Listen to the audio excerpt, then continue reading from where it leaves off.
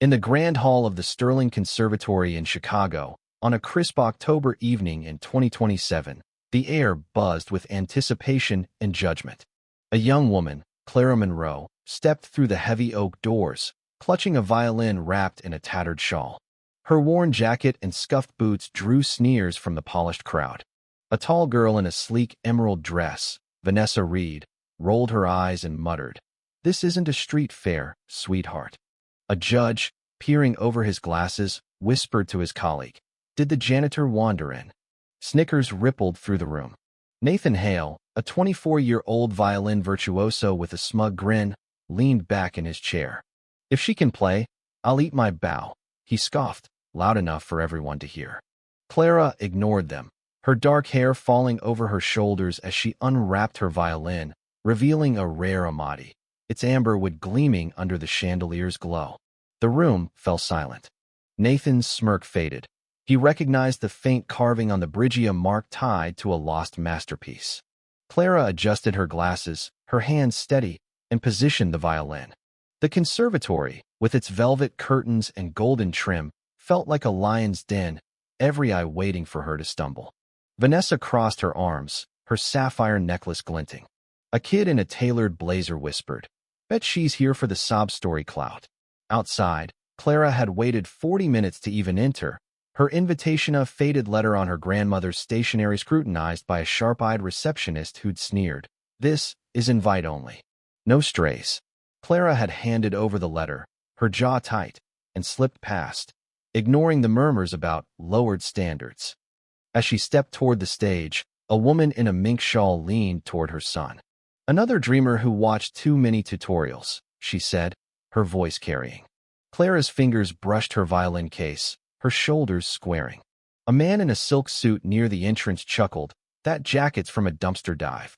His companion, her hair pinned in a flawless chignon, laughed, but when Clara's gaze flicked their way, the man's smile wavered, and he buried his nose in his program. The auditorium was of beast-high ceilings, rows of elite students, parents, and professors, their faces a mix of boredom and disdain. A girl who'd just auditioned strutted past Clara, her heels clicking. "That rag looks like it holds laundry, not a violin," she quipped, drawing laughs. Clara kept unwrapping, her movements deliberate, like she was alone. A woman in a crimson dress tapped her phone and whispered, "She's just here for the pity vote." Her friend, a guy with a slick ponytail, nodded. "Probably crowd-funded that violin." Clara's hand paused on the shawl, her jaw tightening, but she didn't look up. The crowd's whispers grew sharper, each word a dart. Nathan, lounging in the front row, chuckled. "What's next? Pizza delivery editions."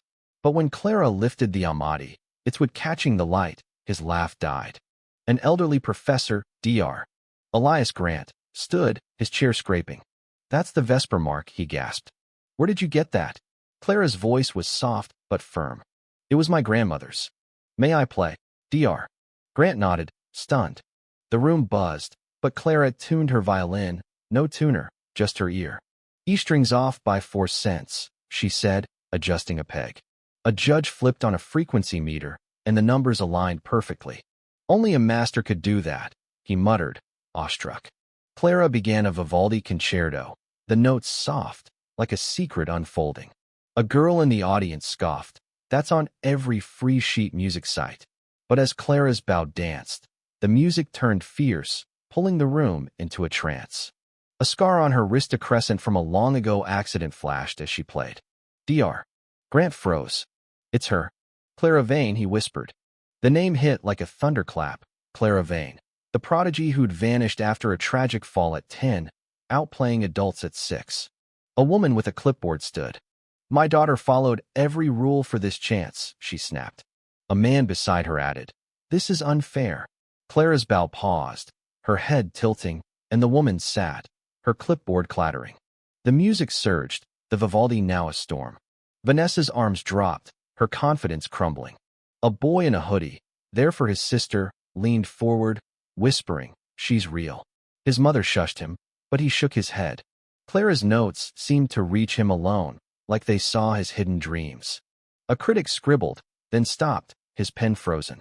A mother in the back, clutching her purse, whispered, That's my father's favorite piece, her voice breaking.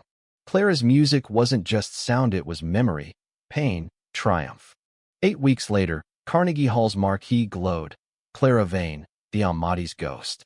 Nathan sat in row 6, silent, clapping with the standing ovation. Clara bowed, her glasses slipping, and left without a smile. Backstage, a young tech who'd seen her audition felt his heart race. Her music had given him, a kid from nowhere, a place in this world. He pocketed his ticket stub, a keepsake of her victory. The fallout was swift.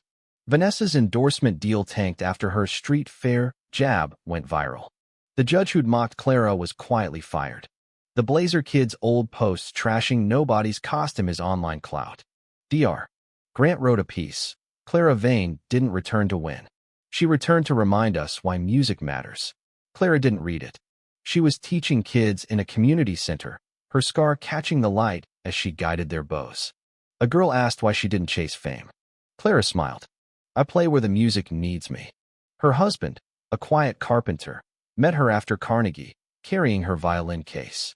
A security guard, off-duty, clapped from the cheap seats, his face glowing with pride for a stranger who'd risen above the venom. Clara walked into the night, untouched by the applause or the regret. She'd played for herself, for her grandmother's Almaty, for the kids who'd dreamed because of her. The world had tried to break her, but she'd answered with a single note, and the silence that followed said it all. What do you think? Did Clara owe the conservatory an explanation for her return, or was her music enough? Should the judges face harsher consequences for their bias?